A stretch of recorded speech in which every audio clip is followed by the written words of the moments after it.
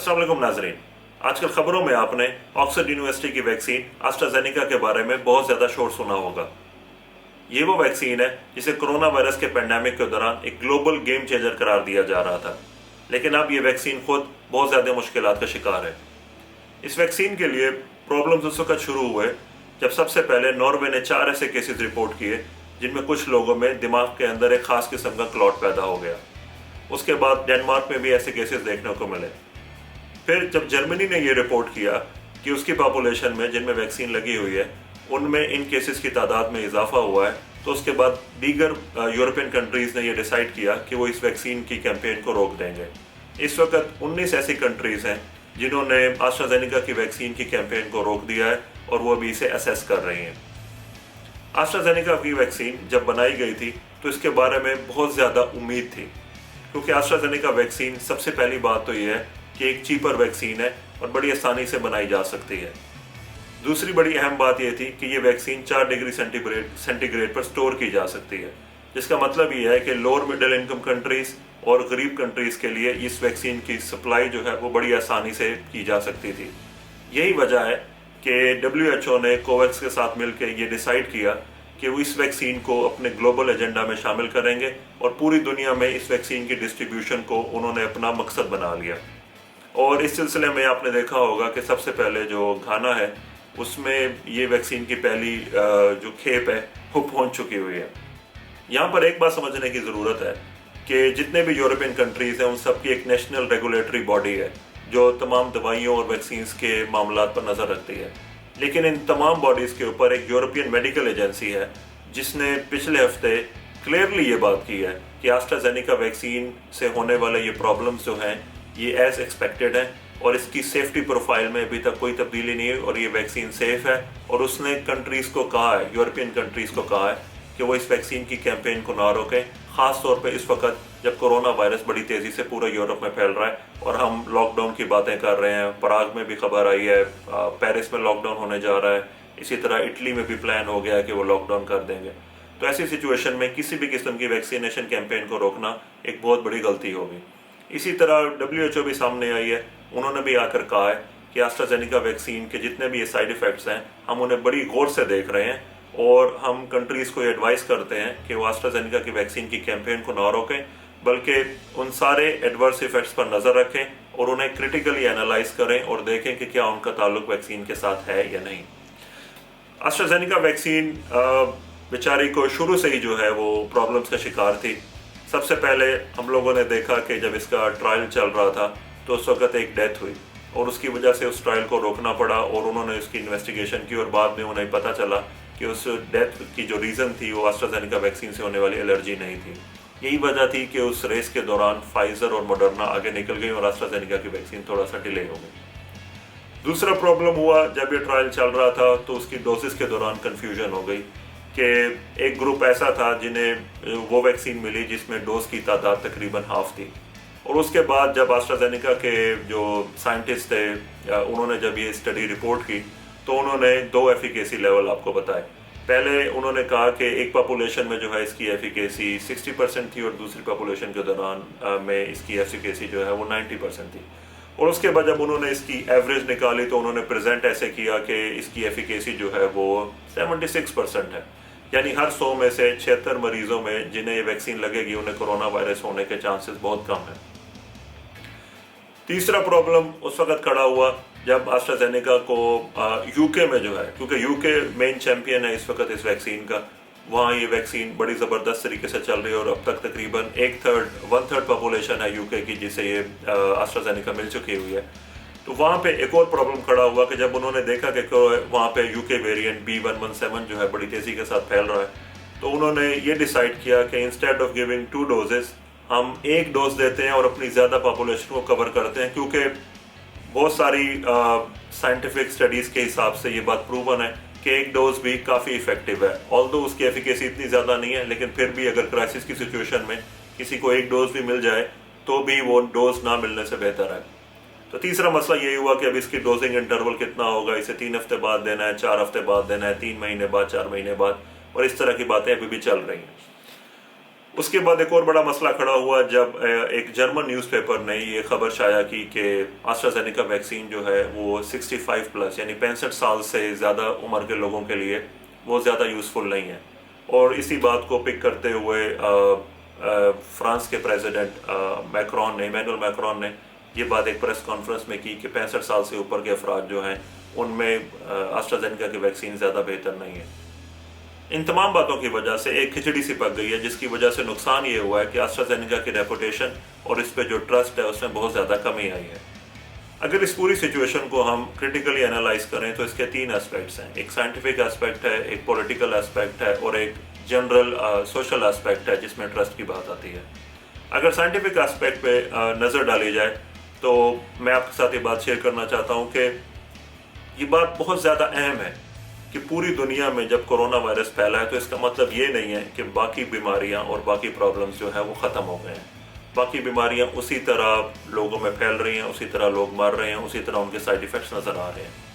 خاص طور پہ ہارٹ اٹیک، سٹروک یا پھر کوئی باہر سے باہر نکلتا ہے تو اس کا ایکسیڈنٹ ہو جاتا ہے. یہ وہ سارے کام ہیں جو دن میں ہزاروں مرتبہ پوری دنیا میں ہوتے ہیں. اب اگر کچھ افراد کو یہ ویکسین لگی ہوئی ہے اور ان میں ہارٹ اٹیک ہوتا ہے، سٹروک ہوتا ہے یا ان کا کار ایکسیڈنٹ ہوتا ہے تو اس کا مطلب یہ نہیں ہے کہ ہم اس بات کو ایسوسیٹ کر لیں کہ ان کا یہ پرابلم جو ہے انہیں ویکسین کی وجہ سے ہوا ہے. اور خاص طور پہ اس وقت جب ویکسین کا ٹرائل ہوتا ہے تو اس میں 2 پاپولیشنز لی جاتی ہیں، ایک کو ویکسین دی جاتی ہے اور ایک کو ویکسین نہیں دی جاتی. اور آسٹرازینیکا کے سلسلے میں اہم بات یہ تھی کہ وہ گروپ جسے ویکسین نہیں ملی تھی، جسے پلیسیبو ملا تھا، اس میں سائیڈ ایفیکٹس کی تعداد زیادہ تھی. دوسری اہم بات جو اس سلسلے میں ہمیں دیکھنی چاہیے وہ یہ ہے کہ ویکسین کے جو بڑے سائیڈ ایفیکٹس ہیں یہ بہت ریئر ہیں، یعنی 1 in a million 2 in a million. اور ایسے سائیڈ ایفیکٹس اور ریئر کنڈیشنز کا مسئلہ یہ ہوتا ہے کہ اگر ان کے انسیڈنس میں تھوڑا سا بھی اضافہ ہو جائے تو آپ کو لگتا ہے کہ پرسنٹیج بہت زیادہ چینج ہو گئی ہے. مثال کے طور پہ اگر کوئی سائیڈ ایفیکٹ لیٹ سے یہ جو برین میں کلاٹ بننے کا جو بیماری ہے اس کے انسیڈنس 1 in a million ہے، اگر کسی سال کے اندر یا اسی ویکسینیشن کیمپین کے دوران اس کی تعداد 2 بھی ہو جائے تو اس کا انسیڈنس ڈبل ہو جائے گا اور اس کا نمبر ہائی لائٹ ہو جائے گا کہ یہ جو انسیڈنس ہے یہ جنرل پبلک میں بہت زیادہ بڑھ گیا ہے. اور یہی بات ہوئی ہے سیریبرل وینس سائنس تھرومبوسس کے کیس میں کہ اس کے 4 کیسز ایسے رپورٹ ہوئے ہیں جو 4 in a million ہے، جس کی وجہ سے ہمیں لگتا ہے کہ اس کا انسیڈنس جو ہے وہ 4 گنا زیادہ بڑھ گیا. لیکن اگر آپ ایکچولی دیکھیں تو پہلے وہ 1 آدمی میں ہوتا تھا، اب وہ 4 آدمیوں میں ہوا ہے. تو ایسی جو ریئر کنڈیشنز ہیں اس میں یہ بات خاص طور پہ ہمیں دیکھنی چاہیے کہ آپ ان کے انسیڈنس پہ اگر کمنٹ کر رہے ہیں تو ایکچوئل جو پیشنٹ ہیں یا ایکچوئل جو نمبر ہے اس میں کتنا ڈفرنس آیا ہے. آسٹرازینیکا کے ساتھ یہ جتنے بھی مسئلے ہو رہے ہیں آپ انہیں صرف سائنٹیفک اینگل سے نہیں دیکھنا چاہیے، ان کا ایک پولیٹیکل اینگل بھی ہے. ہم سب کو پتہ ہے کہ اس وقت یو کے جو ہے وہ یورپین یونین سے باہر ہو رہا ہے اور دونوں طرف ایک خاص قسم کی فرکشن پائی جاتی ہے. تو اس سارے سینیریو میں ہو سکتا ہے کیونکہ یہ ڈیسیجنز جو ہیں جو ویکسین کیمپین کو روکنے کے ہیں یہ لیڈرشپ کے لیول پہ لیے جاتے ہیں، تو اس میں پولیٹیکل پریشرائزیشن بھی ہو سکتی ہے کہ ہو سکتا ہے کہ کچھ نیگوسیشن کرنے کے لیے یہ اقدام کیے جا رہے ہوں. اور ویسے بھی پولیٹیکو میگزین نے یہ آرٹیکل پبلش کیا ہے 2-3 دن پہلے پبلش کیا ہے جس میں انہوں نے لکھا ہے کہ کچھ یورپین کنٹریز ایسی ہیں جو اس بات سے بالکل خوش نہیں ہیں کہ یو کے کی بنائی ہوئی ویکسین اس وقت ایک گلوبل گیم چینجر کا کردار ادا کر رہی ہے، جبکہ اس ساری سچویشن میں یورپ سے کوئی خاص قسم کی ویکسین کے لحاظ سے کوئی کامیابی سامنے نہیں آئی. اور اس بات کا ایویڈنس ہمارے سامنے موجود ہے کہ جب ایک جرمنی کے نیوز پیپر نے یہ بات بغیر ایویڈنس کے لکھ دی کہ آسٹرازینیکا کی ویکسین جو ہے وہ 65 سال سے زیادہ عمر کے افراد میں یوزفل نہیں ہے،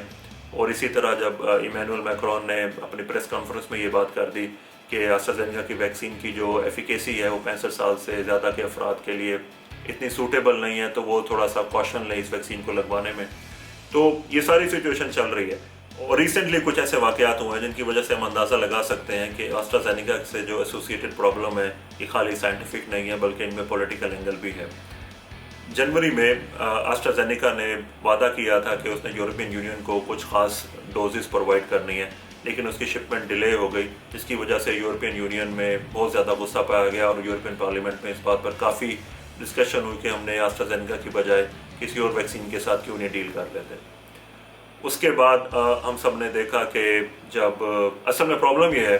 کہ آسٹرازینیکا ویکسین کی کچھ فیکٹریز جو ہیں وہ یورپ میں بھی ہیں، خاص طور پہ برسلز میں، اور یہ ویکسین بنتی وہاں ہے اور اس کے بعد وہاں سے باقی جگہوں پہ ڈسٹریبیوٹ ہوتی ہے. تو اس طرح یورپین یونین کا غصہ کرنا تو بنتا ہے کہ ویکسین بن ہمارے پاس رہی ہے اور اس کے بعد ہمیں مل نہیں رہی. تو یہ ایک بہت بڑا پرابلم ہے. ایک اور اس میں واقعہ ہوا جو آپ سب کو یاد ہوگا کہ AstraZeneca کی ایک شپمنٹ جا رہی تھی آسٹریلیا کی طرف, تو اٹلی نے اسے بلاک کر دیا, اور اس کی بھی وجہ یہی تھی کہ اس نے AstraZeneca کو کہا کہ پہلے آپ اپنا یورپ سے کیے ہوئے وعدے پورے کرو اور اس کے بعد جو ہے باقی کنٹریز کو ڈسٹریبیوٹ کرو. یہ تو تھا اس کا پولیٹیکل اینگل. اب اگر آپ بات کریں جو سب سے خطرناک ہے اور جس کی وجہ سے میرا خیال میں تمام ڈاکٹرز اور سائنٹیفک کمیونٹی جو ہے وہ زیادہ پریشان ہے, وہ یہ ہے کہ اس کا ایک سوشل اینگل بھی ہے. سب سے پہلے جب AstraZeneca کی ویکسین ڈسٹریبیوٹ ہو رہی تھی یا کوئی بھی ویکسین جب مارکیٹ میں آتی ہے تو آپ یہ سوچتے ہیں کہ ہم نے ویکسین لینی ہے اور اپنے آپ کو سیف کرنا ہے. لیکن AstraZeneca کیونکہ بار بار خبروں میں آ رہی ہے تو یہ کافی لاجیکل ہے کہ عام لوگوں کے لیے وہ یہ بات سوچیں کہ یار کچھ نہ کچھ گڑبڑ تو ہے. آخر یہ ویکسین کی خبر, اس کے سائیڈ ایفیکٹس کی خبر بار بار خبروں میں آ رہی ہے, اس کا مطلب ہے کچھ تو پرابلم ہے, اور اس پہ پہلے سے ہی جو ہے ایک سیکنڈ کلاس ویکسین کا لیبل لگ چکا ہوا ہے. اب لوگ جو ہے اپنی سیفٹی کی بجائے ویکسین کی سیفٹی پر کوسچن کرنے کھڑے ہو جاتے ہیں. دوسرا اس سے ریلیٹڈ ایک اور پرابلم ہے کہ یہ بات بہت اچھی ہے, اصل میں ریگولیٹرز کے لیے اس وقت بہت بڑی ایک امتحان ہے. ایک طرف تو انہوں نے ٹرانسپیرنسی مینٹین رکھنی ہے, انہوں نے جو بھی سائیڈ ایفیکٹس ہیں, جو بھی معاملات خراب ہو رہے ہیں ویکسین سے ایسوسیٹڈ, انہیں کلیئرلی عوام کو بتانا ہے اور ان کا ٹرسٹ ڈیولپ کرنا ہے. اور اس کے بعد انہوں نے ڈیسیجن لینا ہے کہ کیا یہ ویکسین جو ہے یہ آگے چلائی جا سکتی ہے کہ نہیں, کیونکہ ویکسین کا عمل جو ہے وہ بھی ختم نہیں ہوگا. آنے والے کئی سالوں تک جو ہے یہ ویکسین ملینز آف لوگوں کو ملتی جائے گی, تو ان پہ بہت بڑی رسپانسبلٹی ہے. لیکن اس کی ایک فلپ سائڈ بھی ہے.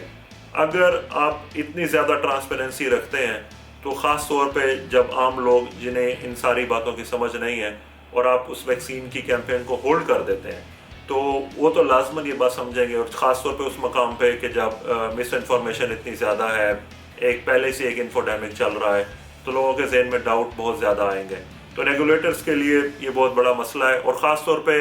WHO کی بات میرے خیال سے یہاں پہ بہت اچھی ہے. انہوں نے کہا ہے کہ ہمیں ویکسین کے ان تمام سائیڈ ایفیکٹس کو انالائز کرنا چاہیے, لیکن ہمیں ویکسین کی کیمپین کو نہیں روکنا چاہیے. اور میں آپ کو بتاتا چلوں, ابھی BBC پہ میں نیوز آر سن رہا تھا, تو اس میں انہوں نے بتایا کہ برسلز کے ایک ویکسینیشن سینٹر پہ, جو مین ویکسینیشن سینٹر ہے, ڈیلی تقریباً 5000 لوگوں کو ویکسین لگتی ہے, اور ابھی ویکینڈ کے اوپر وہاں پہ صرف کچھ افراد موجود تھے. اور کیونکہ وہاں پہ AstraZeneca مل رہی ہے اور AstraZeneca کیونکہ خبروں میں ہے, تو اس کی وجہ سے بہت زیادہ لوگ پریشان بھی ہو گئے ہیں. ان تمام باتوں کی وجہ سے ایک ویکسین ہیسیٹنسی پیدا ہو گئی ہے. یہ وہ بات ہے جو پہلے سے چل رہی ہے. اور خاص طور پہ میں آپ کو بتاتا چلوں کہ ہم لوگ سمجھتے ہیں کہ پاکستان میں یا ساؤتھ ایشیا میں یہ پرابلم ہے. یورپ میں ویکسین سے ایسوسیٹڈ جو کانسپریسی تھیریز ہیں وہ سب سے زیادہ جنم لے رہی ہیں. اور وہاں پہ پہلے اکانومسٹ نے 14 ملکوں کا سروے کیا, جہاں پہ صرف 60% لوگوں نے کہا کہ وہ ویکسین لیں گے, جبکہ 40% لوگوں نے کہا کہ وہ ویکسین نہیں لیں گے, یا وہ جو ہے ان کا دل نہیں مان رہا کہ ابھی وہ اس ویکسین کو ٹرائی کریں. دوسری بات, ابھی فرانس میں سروے ہوا ہے AstraZeneca سے متعلق, جس میں 5 میں سے صرف 1 آدمی نے کہا ہے کہ وہ AstraZeneca کی ویکسین لیں گے, جبکہ 4 جو ہیں انہوں نے انکار کر دیا کہ وہ AstraZeneca کی ویکسین نہیں لیں گے.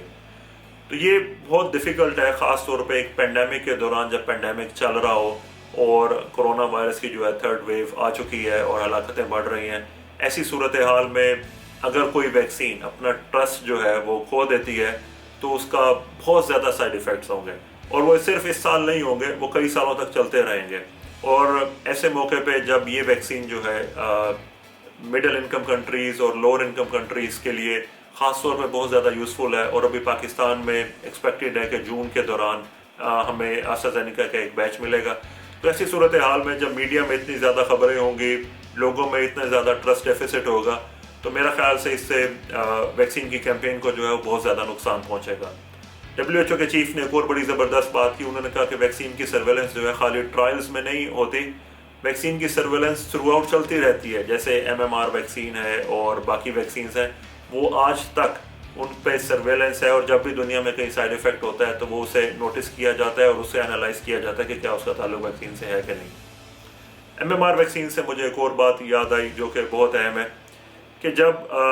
یہ بہت بڑی مثال ہے کہ جب لوگ جو ہے ویکسین پر ٹرسٹ کھو دیتے ہیں तो किस तरह कंस्पिरेसी थ्योरीज जन्म लेती हैं और जिसकी वजह से वैक्सीन कैंपेन्स को पूरी दुनिया में नुकसान होता है। एमएमआर वैक्सीन का ख़ास तौर पे आप लोगों ने सुना होगा कि एक एसोसिएशन बहुत ज़्यादा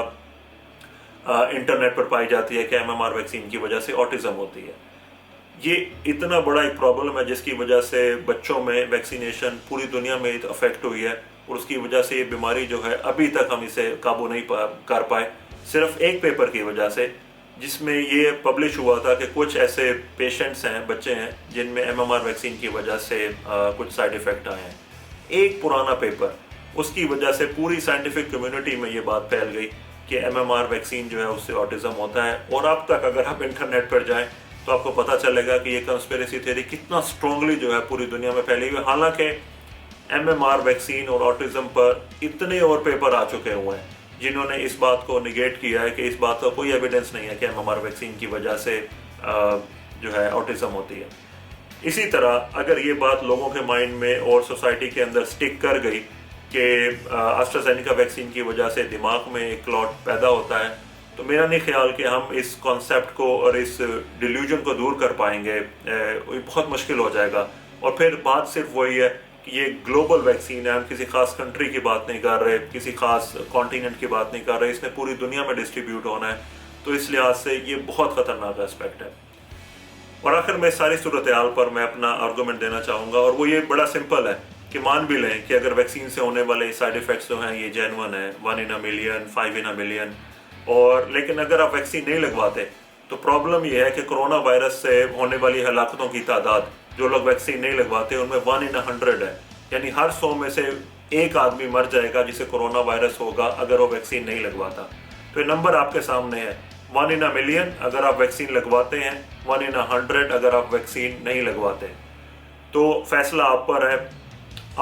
मेरा मशवरा ये है कि आप वैक्सीन की इन खबरों पर नज़र रखें, आप इन रेगुलेटरी बॉडीज़ के नतीजे पर वेट करें, WHO के रिकमेंडेशंस को फॉलो करें और देखें कि क्या हो रहा है। लेकिन फ़िलहाल कोरोना वायरस की वजह से पैदा होने वाला रिस्क, इससे होने वाले ख़तरात और इससे होने वाली डेथ वैक्सीन से होने वाले प्रॉब्लम से कहीं ज़्यादा है। तो वैक्सीन लगवाने में हेजिटेंसी का शिकार ना हो। जो भी वैक्सीन आपको मिलती है आप फ़ौरन वैक्सीन लगवाएं और अपने आप को कोरोना वायरस से बचाएं। अल्लाह ताला से दुआ करते हैं कि अल्लाह ताला इन तमाम मामलात में हमारी रहनुमाई फरमाए और इंसानियत को इस मौलिक वबा से जल्द अज जल्द छुटकारा अता फरमाए। अल्लाह हाफ़िज़।